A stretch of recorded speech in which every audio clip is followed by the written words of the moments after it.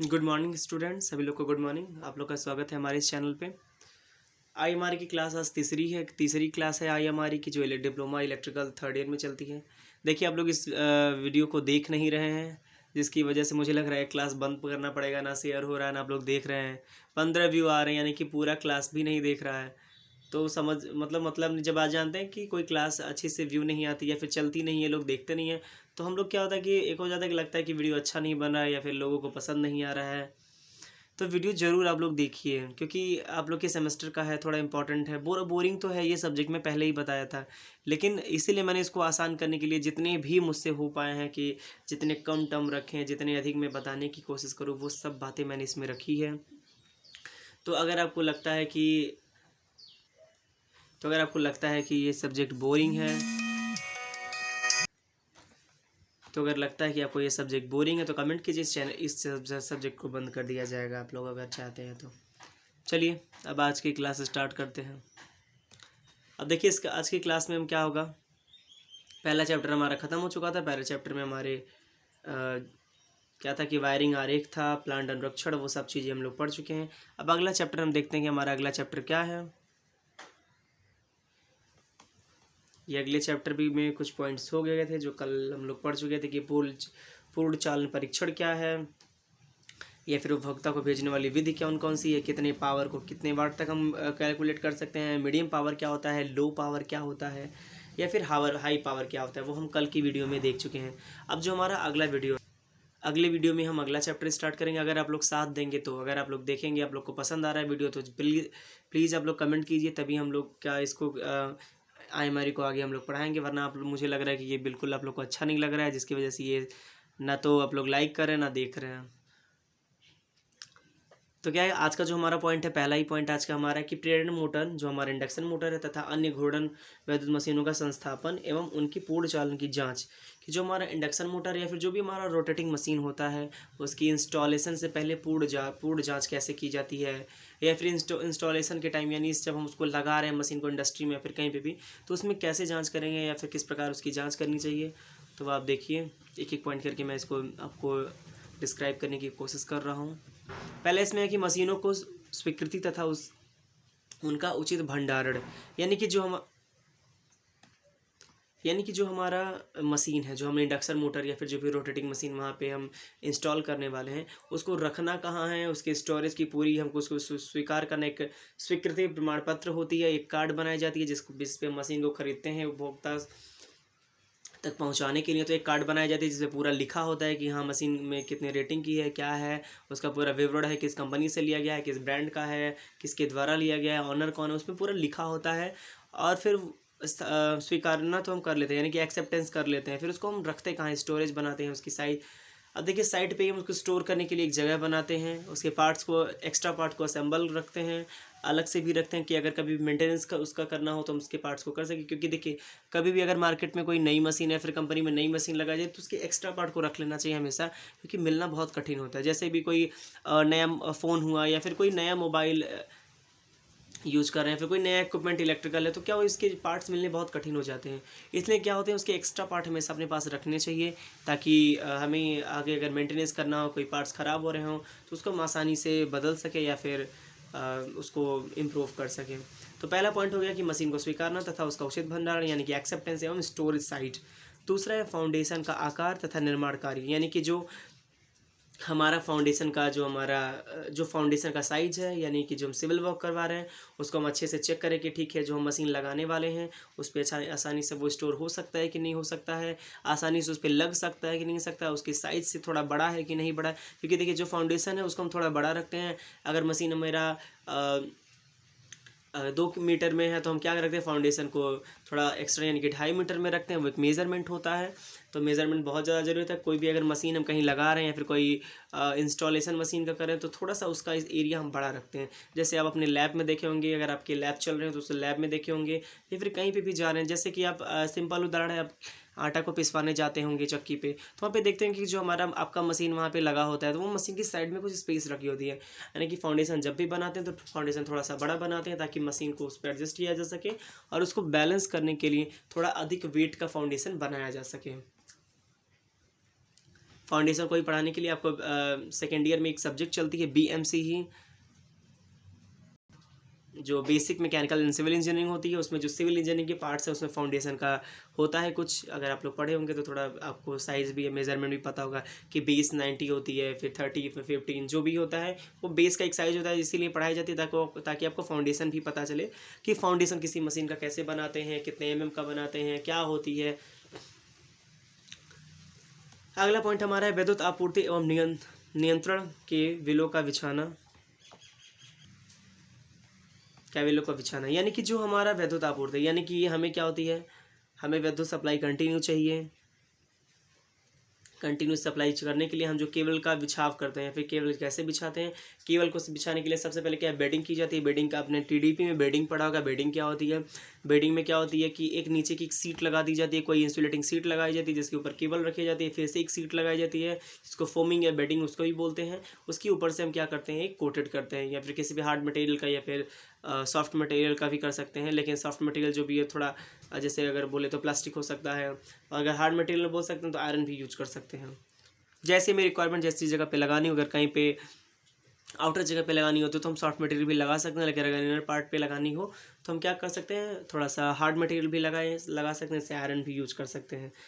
तो यानी कि केबल को जहाँ बिछा रहे हैं उसको अच्छे से बिछाएं, उसकी बेडिंग अच्छे से करें। अगला पॉइंट है विद्युत मोटर मशीनों को संस्थापन के लिए तैयार करना। जो हमारा मोटर है उसको हम इंस्टॉलेशन के लिए तैयार कैसे करेंगे, उसके पार्ट्स को अच्छे से कस लेंगे, जो भी हमारी एक बार चेक कर लेंगे उसको लगाने से पहले कि हम जो मशीन लगाने जा रहे हैं उसके जितने भी पार्ट्स हैं वो कहीं कुछ ढीले तो नहीं है, या फिर कुछ उसका पार्ट छूट तो नहीं गया है। अच्छे से उसको इंस्टॉल करने के लिए हम क्या करना है, पहले से उसको एक बार हम देख लेते हैं कि कैसे है, फिर उसको हम इंस्टॉल करने के लिए तैयार रखते हैं। गीले भागों को सुखा लेते हैं। गीले भागों का मतलब जैसे कि कभी कभी होता है कि हम जो हमारा इक्विपमेंट है या फिर मशीन है, पानी अगर कोई पानी का जमाव हो गया या फिर कुछ बाहर रखने से क्या हो जाता है कि वेट हो जाता है, तो हम उसको ड्राई कर लेंगे, एक लेप लगा देंगे। फिर उसके बाद क्या कर सकते हैं, किसी भी फोम सीट से या फिर ऐसे कोई भी हमारे पास कॉटन का कपड़ा तो उससे हम उसको साफ़ कर लेंगे, ताकि क्या हो जाता है कि जो भी गीला पार्ट्स हो, या फिर इसको साफ़ करने के लिए क्या हो जाते हैं, हम लैम्प्स का भी यूज़ करते हैं, जैसे कि आपके यूटिलाइजेशन में चल रहा होगा, लैम्प्स का भी यूज़ करते हैं उसको यूज़ करने के लिए। तो मेरे ख्याल से आपको समझ में आ गया होगा कि किसी भी इंडक्शन मोटर या फिर ऐसी रोटेटिंग मशीन, केवल रोटेटिंग मशीन को इंस्टॉल करने के लिए हमें क्या क्या हमारी सावधानियां रखनी चाहिए उसको स्थापन या फिर इंस्टॉल करते समय।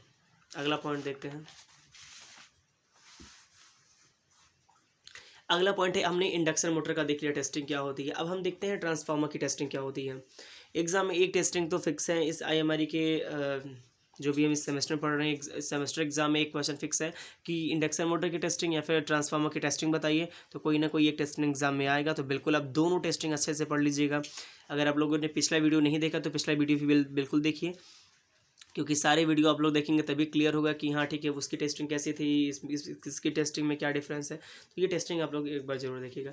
अब देखिए जितनी भी टेस्टिंग करते हैं वो जो हमारा है इंडियन स्टैंडर्ड होता है, जो हमें जैसे कि जो भारतीय विद्युत विभाग है या फिर भारतीय विद्युत का नियम है, उस नियम को फॉलो करते हुए हम टेस्टिंग करते हैं। जैसे कि मैंने लिख दिया है कि IS 2026, यानी कि जो है हमारा ये जो 2026 लिखा है ये क्या है कि कोई कोड है, इसको हम 2026 या फिर अपने अकॉर्डिंग कोई कोड या फिर जो भी भारतीय मानक के द्वारा है उसको हम यहाँ पे कोड लिख देंगे। फिर पार्ट्स लिख देंगे, कौन से पार्ट्स है, फर्स्ट है, सेकंड है, थर्ड है, फोर्थ है, जो भी लिख सकते हैं। और जो 1978 के अनुसार है, ये लिखना थोड़ा हो जाता है कि हाँ ठीक है हमने थोड़ा उसके बारे में डिटेल पढ़ा है, तो ये लाइन लिख देने से थोड़ा आपकी जो थियरी उसके इंप्रेशन भी बढ़ते हैं, थोड़ा सा अच्छा भी हो जाता है। अब अगला पार्ट देखते हैं। अगला पार्ट हमारा है जो वो है ट्रांसफार्मर की जो पहली टेस्टिंग है वो क्या होती है, रूटीन टेस्ट, यानी कि जिसको सामान्य परीक्षण हिंदी में बोलते हैं। रूटीन टेस्ट में इसमें क्या होता है, जो पहला है कुंडलन का प्रतिरोधन मापन, यानी कि जो बाइंडिंग हम यूज कर रहे हैं, जो ट्रांसफार्मर में दो बाइंडिंग होती है सबको पता है, एक प्राइमरी बाइंडिंग होती है, एक सेकेंडरी बाइंडिंग होती है। उस बाइंडिंग का इंसुलेशन यानी कि प्रतिरोधन मापन, जो रेजिस्टेंस है उसका मापन करना बहुत ज़्यादा ज़रूरी है कि जो उसका रेजिस्टेंस है कितना है, उसका मापन क्या, ऐसा नहीं है कि रेजिस्टेंस जो हमारा है वो अधिक हो जा रहा है या फिर जितने में रिक्वायरमेंट है उतनी नहीं, तो उसकी टेस्टिंग प्रॉपर करते हैं, ताकि अगर आपको ट्रांसफार्मर पढ़ना हो तो वो मशीन के पार्ट्स में, अगर आपको मशीन पढ़ना हो तो कमेंट कीजिए, मशीन की क्लासेस स्टार्ट हो जाएंगे। अब क्या है, अगला पॉइंट है अनुपात ध्रुवता तथा फेज संबंध। मतलब हम देखते हैं कि रेशियो क्या है, जैसे कि हमारा क्या हो जाता है वोल्टेज और करंट का रेशियो वहाँ पे होता है, वो देखते हैं रेशियो सही है से हमारा हो रहा है कि नहीं हो रहा है, फेज क्या है, सिंगल फेज का है, थ्री फेज का है, उसको एक कोटेशन लिख लेते हैं कि हाँ सिंगल फेज का है कि थ्री फेज का है, ये कितने पे वर्क कर रहा है, तो कोटेशन लिख लेते हैं। प्रतिरोध है प्रतिरोध। अब जो हमारा जो इंसुलेशन मटेरियल वहाँ पे लगा रहे हैं, या फिर इंसुलेशन ऑयल यूज कर रहे हैं, या फिर जो भी एज ए इंसुलेशन के लिए यूज कर रहे हैं, उसका भी प्रतिरोध का मेजरमेंट कर लेते हैं कि ठीक है उसका जो रेजिस्टेंस है वो हमारे अकॉर्डिंग है कि नहीं है, जैसे हमारी पावर के ट्रांसफॉर्मर है उसके अकॉर्डिंग वो है कि नहीं, वो हमें देखना बहुत ज़्यादा ज़रूरी है। लोड हानि यहाँ देख लेते हैं कि क्या कितने लोड के लिए उसको रिक्वायर है, या फिर कितने लोड के लिए मंगवाया गया है, कितना लोड वो बेनिफिट है क्या है, उसको लोड का भी हम बहुत अच्छे से चेक कर लेते हैं। और प्रतिबाधा वोल्टेज, जो एम्पीडेंस वोल्टेज है, उसको भी हम एक बार चेक कर लेंगे। तो ये सारी चीज़ें हम सामान्य परीक्षण में देखते हैं। ये सारे पॉइंट बना के आप लिख सकते हैं। इस सभी पॉइंट के बारे में कुछ ना कुछ लिख सकते हैं, क्योंकि आप लोग पिछले सेमेस्टर में ये मशीन में ये सारी चीज़ें पढ़े होंगे, तो आपको समझ में आ रहा होगा। तो देखिए क्या है कि यहाँ पे तेल की वैद्युत रोध व परावैद्युत सामर्थ्य को चेक करना। हमारी ट्रांसफार्मर की जो सबसे एक मेन प्रॉपर्टी होती है वो इंसुलेटिंग ऑयल भी होती है, जिसका हमेशा चेक करना बहुत ज़्यादा जरूरी होता है, और रूटीन टेस्ट में ही आता है। तो रूटीन टेस्ट में ये सारी चीज़ें आती हैं। एक बार स्क्रीनशॉट अगर आप लेना चाहें तो ले सकते हैं, ताकि आप लोग अपना नोट्स क्लियर कर सकें। अच्छे से नोट्स बनाइए, अगर पीडीएफ चाहिए तो पीडीएफ भी मिल जाएगा। देखिए अगला क्या है कि हमारा प्रारूप टेस्ट है। टाइप टेस्ट क्या होता है, क्योंकि देखिए जैसे इंडक्शन मोटर का भी हम लोग पढ़े थे, तो उसमें रूटीन टेस्ट था, प्रारूप टेस्ट था, तो इसमें भी वो चीज़ें हैं। अब प्रारूप टेस्ट में पहला जो हमारा है, पहले इसमें आवेश वोल्टता सहन परीक्षण। मतलब क्या है कि जो हमारा आवेश वोल्टता है, यानी कि जो वोल्टेज हम यूज कर रहे हैं, इम्पल्स वोल्टेज यूज कर रहे हैं, उसको हम टेस्ट करेंगे कि ठीक है उसके अकॉर्डिंग है कि नहीं है। ये बहुत ज़्यादा ज़रूरी है इसको टेस्ट करना। ये टेस्टिंग हमारे ट्रांसफॉर्म के लिए बहुत ज़्यादा इंपॉर्टेंट होती है, ये टेस्टिंग करनी होती है। तो थोड़ा इसके बारे में आप लोग लिख सकते हैं, बहुत अधिक लिखने की ज़रूरत नहीं, क्योंकि 5 मार्क्स का क्वेश्चन है। तो क्या करते हैं, क्योंकि 5 मार्क्स से बड़ा क्वेश्चन डिप्लोमा में नहीं आता है, तो हमें क्या करनी है, पॉइंट वाइज लिखनी है। थोड़ा से अगर कंटेंट लिखना बढ़ाना चाहें तो आप पॉइंट को और थोड़ा सा डिस्क्राइब कर सकते हैं। दूसरा पॉइंट आता है तापमान वृद्धि परीक्षण, यानी कि अगर कहीं टेम्परेचर अधिक हो रहा है, कम हो रहा है, उसको हम एक बार चेक कर लेंगे। और उसको हमेशा टेम्परेचर को क्या है कि हमेशा चेक करते रहना चाहिए, क्योंकि टेम्परेचर एक बहुत बड़ा डिसएडवांटेज बन सकता है एक टाइम के लिए, कि अगर टेम्परेचर अधिक हुआ तो क्या होता है, हमारे ट्रांसफार्मर के ब्लास्ट होने के चांसेस होते हैं, स्पार्किंग होने के चांसेस हो सकते हैं। इंसुलेटिंग ऑयल का वहाँ पे इतना हीट हो जाता है उसका वेपराइजेशन होने के चांसेस होते हैं, तो ये चेक करना बहुत ज़्यादा ज़रूरी हो जाता है। अगला इसमें जो टेस्ट करते हैं वो हमारा आता है टेस्टिंग ऑफ इंसुलेटर। इंसुलेटर की टेस्टिंग करना हो जाता है, कि जो हमने इंसुलेटर उसमें लगाए हैं उसकी टेस्टिंग करना आसान हो जाता है। उसकी डिजाइनिंग की टेस्टिंग करना हो जाए, प्रदर्शन की टेस्टिंग करना हो जाता है, और हमारा सामान्य परीक्षण यानी कि जो सामान्य जनरल रूटीन बोल सकते हैं टेस्टिंग हो जाता है, तो वो करना बहुत ज़्यादा इंपॉर्टेंट हो जाता है। अब देखिए एक चीज़ क्या है कि ये तीन तो है ही, इंसुलेटिंग जो टेस्टिंग करते हैं वो तीन है ये, लेकिन ये जो हमारा डिज़ाइन परीक्षण है वो तीन प्रकार से किया जाता है। पहला है गीला दमन परीक्षण, शुष्क दमन परीक्षण, और क्या हो जाता है आवेश आवृत्ति दमन परीक्षण। ये तीनों परीक्षण करते हैं। ये तीनों परीक्षण आप एक सब्जेक्ट था आपके थर्ड सेमेस्टर में आप लोगों ने पढ़ा होगा,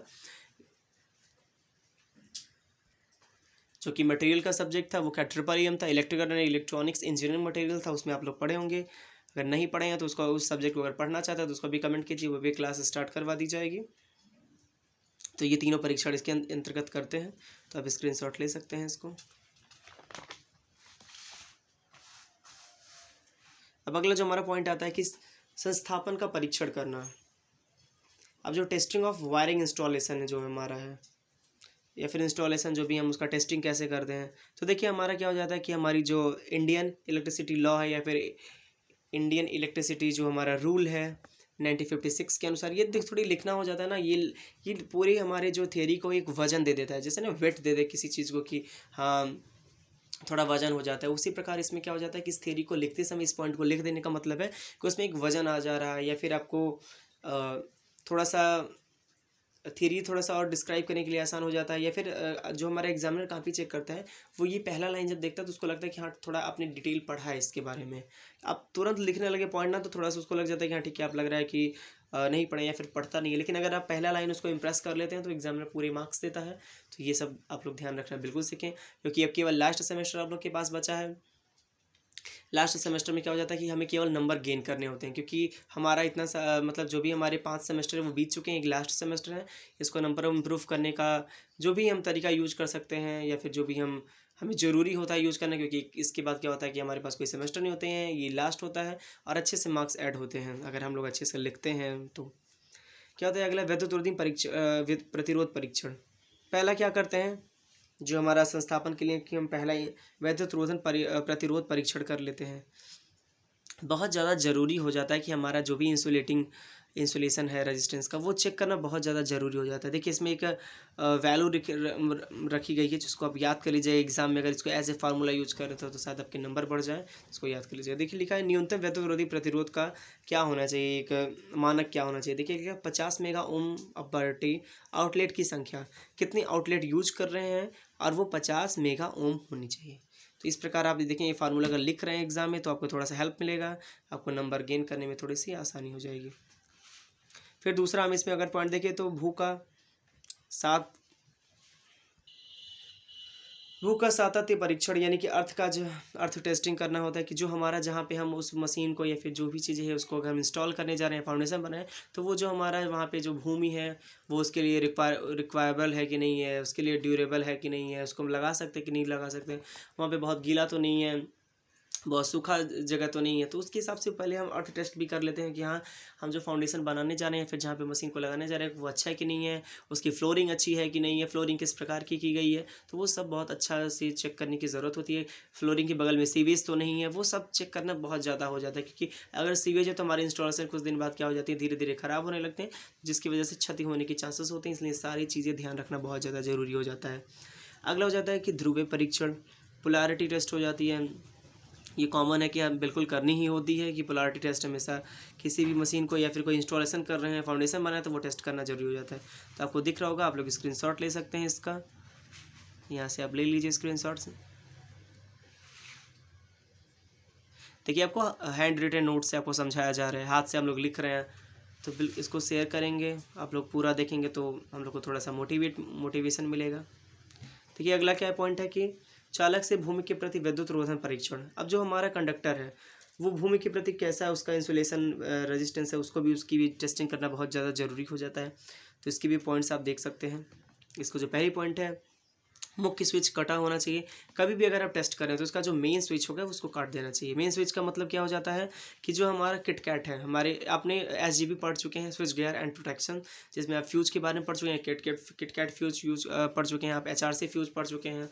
तो जो फ्यूज उसमें किटकैट हम अपने घर पर यूज़ करते हैं, तो क्या हो जाता है उस किटकैट को निकालना, फ्यूज को निकालना ज़रूरी हो जाता है ताकि उसमें कोई कॉन्टैक्ट ना हो। अब एक दूसरे का डिस्ट्रीब्यूशन बोर्ड पर फ्यूज किटकैट लगे होने चाहिए, यानी कि उसका जो किटकैट का पार्ट है वो लगा होना चाहिए, लेकिन हम क्या कॉन्टैक्टर को हटा देते हैं ताकि कोई सप्लाई ना हो। सभी स्विच ऑन होने चाहिए, यानी कि जब हम उसको ऑन करें तो क्या मतलब जैसे हम उसको स्टार्ट ऑन करें तो क्या हो जाए, स्विच ऑन होने चाहिए। सभी लैंप अपनी जगह पे लगे होने चाहिए, मतलब जितने भी लैंप्स हम यूज कर रहे हैं वो जो हमारा लैंप है अपनी जगह पे लगा होना चाहिए।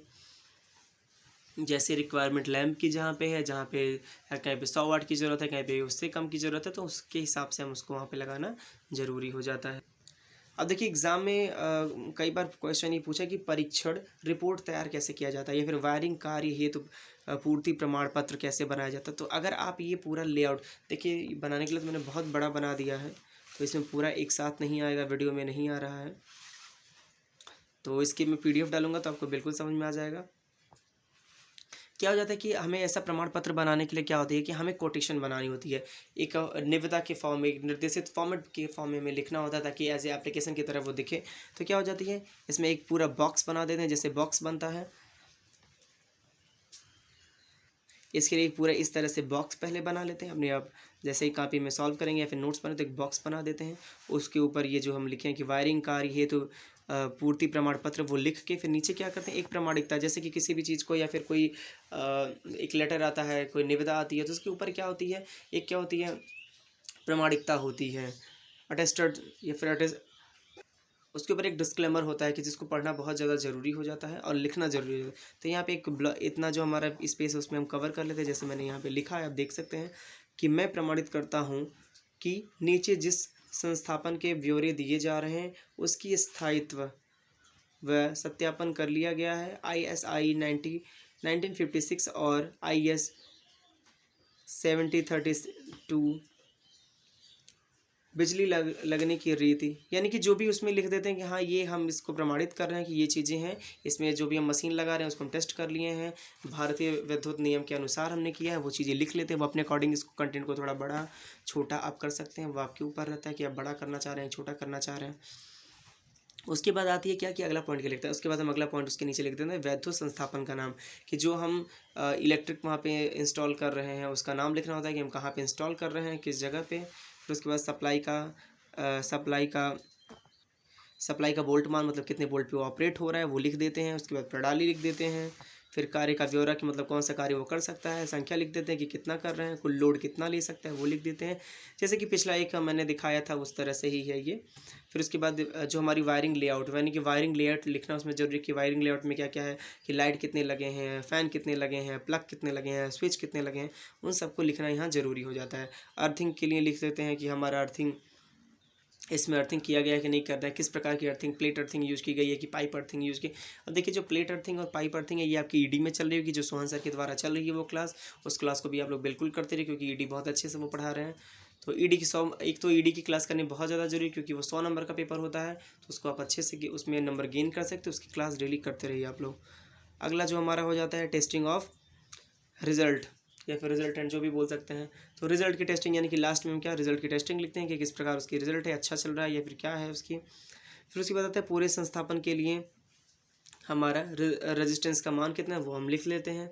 फिर अर्थ इलेक्ट्रोड के बारे में लिख लेते हैं। फिर उसके बाद क्या हो जाता है हमारा मैक्सिमम अर्थ रेजिस्टेंस इंस्टॉलेशन ये लिख लेते हैं। उसके बाद एक जगह हम सुपरवाइजर के हस्ताक्षर उसके पता और नाम के साथ लिख लेते हैं, और एक तरफ हम ठेकेदार का हस्ताक्षर करवा लेते हैं, पता नाम लिख लेते हैं। तो इस प्रकार हम इसको कोटेशन बनाते हैं। आप लोग नोट्स से मिल जाएगा इसका, क्योंकि स्क्रीनशॉट लेना थोड़ा सा कठिन है आपका, क्योंकि 2 पेज में ये पूरा पेज आ नहीं रहा है इस पर।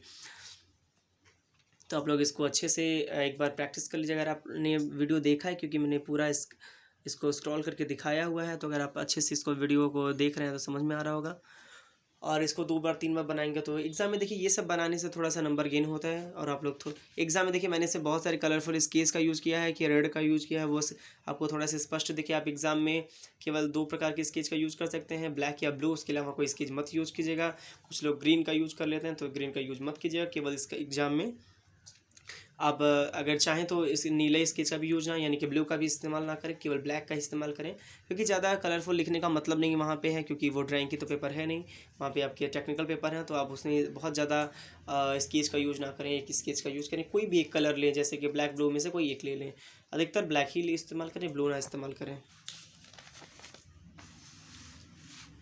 और अगला जो इस चैप्टर का अब लास्ट पॉइंट है, क्योंकि आज चैप्टर यहीं ख़त्म हो जाता है, तो अगला जो हमारा एक चैप्टर इसमें पॉइंट है कि बैटरी के विभिन्न परीक्षण।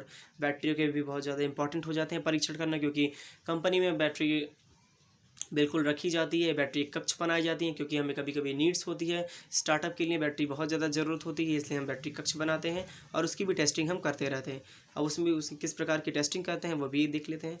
एक पहली आती है धारिता टेस्टिंग, यानी कि कैपेसिटी टेस्टिंग, की जो बैटरी हम यूज़ कर रहे हैं या फिर जो बैटरी का कक्ष बनाएंगे कितनी उसकी कैपेसिटी है, एक बैटरी से कितनी हम मतलब लोड ले सकते हैं या फिर कैपेसिटी ले सकते हैं, उस हिसाब से हम कैपेसिटी टेस्ट भी कर लेते हैं। स्वीकृति परीक्षण यानी कि एक्सेप्टेंस, वो ज़रूरी हो जाता है कि हाँ कितने हमने एक्सेप्टेंस किया, एक कार्ड पे हम उसको लिख लेते हैं।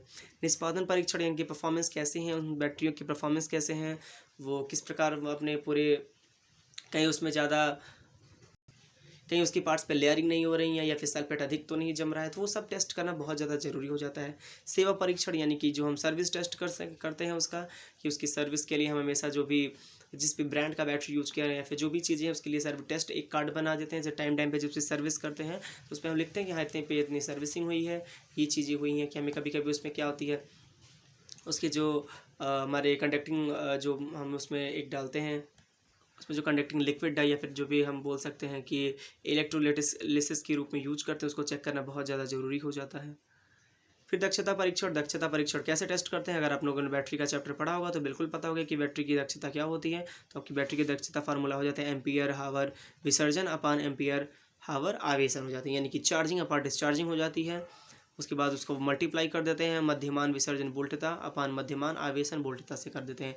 आप लोग बेसिक इलेक्ट्रिकल भी क्लास लगातार करते रहिए, क्योंकि उस पर अगला चैप्टर बैटरी ही है, तो आपको बिल्कुल क्लियर हो जाएगा कि बैटरी क्या होती है, उसकी एफिशिएंसी क्या होती है, कितने टाइप का होता है, कौन सी बैटरी कहाँ यूज की जाती है, कंस्ट्रक्शन, वो सब उसमें बेसिक इलेक्ट्रिकल में चल रहा है। तो आप लोग बेसिक इलेक्ट्रिकल के सारे क्लास जितने भी चल रहे हैं, तो आप लोग थर्ड ईयर में हैं, आप अपने सेकेंड ईयर फर्स्ट ईयर के सारे क्लास करते हैं, ताकि आप कहीं कंपनी में जॉब करने जा रहे हैं या फिर गवर्नमेंट की तैयारी कर रहे हैं तो आपको आसानी मिल सके। क्योंकि आप इस समय क्या है कि आप घर पे हैं, कॉलेज तो भी नहीं जा रहे, तो आपके पास टाइम अवेलेबल है, टाइम निकाल के वीडियो भी देखिए और पूरा अच्छे से पढ़िए आप। अगला एक इसमें लास्ट पॉइंट है कैडमियम परीक्षण। हमारी बैटरी कई टाइप की होती है, जैसे निकल आयरन की होती है, कैडमियम की होती है।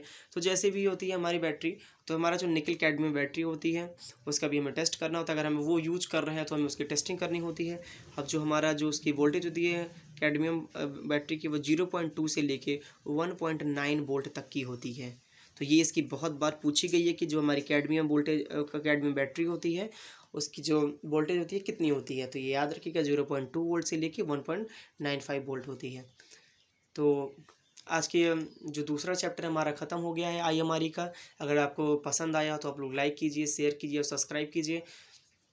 और आईएमआरई की क्लास आप लोग नहीं देख रहे हैं, उस क्लास को अच्छे से देखिए। जो फाइनल ईयर में जो क्लास चले उसको तो आप लोग देखिए अच्छे से, जो यूटिलाइजेशन है, फिर उसके बाद आईएमआरई है, ईडी है, और अच्छे से देखिए और फॉरवर्ड भी करते रहिए। देखिए क्या है कि वो केवल आपकी डिप्लोमा में जो इलेक्ट्रिकल है वो इन्हीं के लिए ये बेनिफिट है, तो ये केवल इलेक्ट्रिकल वाले ही देख सकते हैं।